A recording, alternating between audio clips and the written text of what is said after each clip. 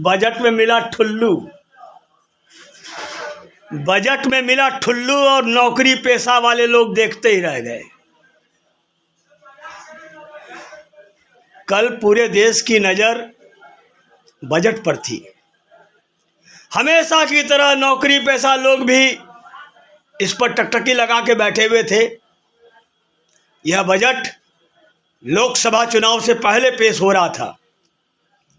ऐसे में उम्मीद भी बहुत ज़्यादा थी और लोगों को लग रहा था कि वित्त मंत्री निर्मला सीतारमण लोकसभा चुनाव से पहले लोक लुभावन बजट पेश करेंगी, लेकिन उन्होंने ऐसा कुछ भी नहीं किया।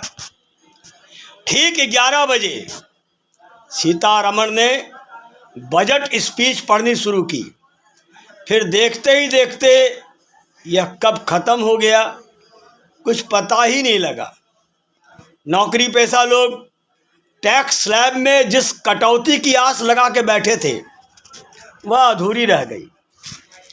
मोदी सरकार के दूसरे कार्यकाल का अंतिम बजट पेश करते हुए सीतारमण कोई भी बड़ा ऐलान करने से बची।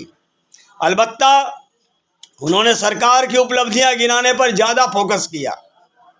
वित्त मंत्री निर्मला सीतारमण ने 2020 और 2021 के लिए अपना बजट भाषण 2 घंटे 42 मिनट में पूरा किया था। यह अब तक का सबसे लंबा बजट भाषण था। और इसके उलट कल गुरुवार को उन्होंने अपना छठा बजट पेश करते हुए चौंका दिया। यह उनका अब तक का सबसे छोटा बजट भाषण था। बहुतों को उम्मीद थी कि सीतारमण अंतरिम बजट में कुछ बड़ा धमाका करेंगी। क्योंकि यह बजट लोकसभा चुनाव से पहले आ रहा था, ऐसे में लोगों को कुछ बड़े लोक लुभावन घोषणाओं की आशा थी। ऐसे में लोगों का इंडिविजुअल इनकम टैक्स पेयर्स भी वे लोग भी थे, वे टैक्स स्लैब में कटौती तो करीब करीब मान ही रहे थे। हालांकि सीतारमण ने उन्हें भी निराश कर दिया। उन्होंने टैक्स स्लैब में किसी भी तरह के बदलाव का प्रस्ताव नहीं किया।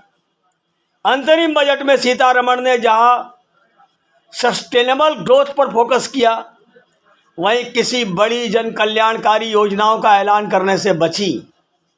रोजगार में बढ़ोतरी के लिए भी कोई बड़ा ऐलान नहीं होने से बहुत ही निराशा हाथ लगी। वैसे सरकार ने इस बजट से बड़ा मैसेज दिया है। उसने दिखाया है कि वह लोगों को लुभाने के लिए नहीं, बजट को लोक लुभावन बना करके चुनावी हथकंडा नहीं बनाएगी। इस बजट के जरिए यह भी दर्शाया गया है कि जन कल्याणकारी स्कीमों का ऐलान करने के लिए उसके पास सिर्फ बजट में ही एक मंच नहीं है। साथियों, ये तो तय हो गया है कि आयकर स्लैब में कोई बदलाव नहीं किया गया।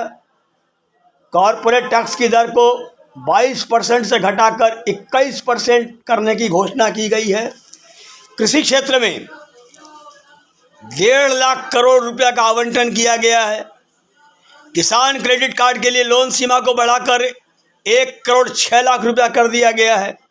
स्वच्छ भारत मिशन के बाद 2024 तक सभी ग्रामीण घरों में शौचालय की उपलब्धता सुनिश्चित करने का लक्ष्य रखा गया है।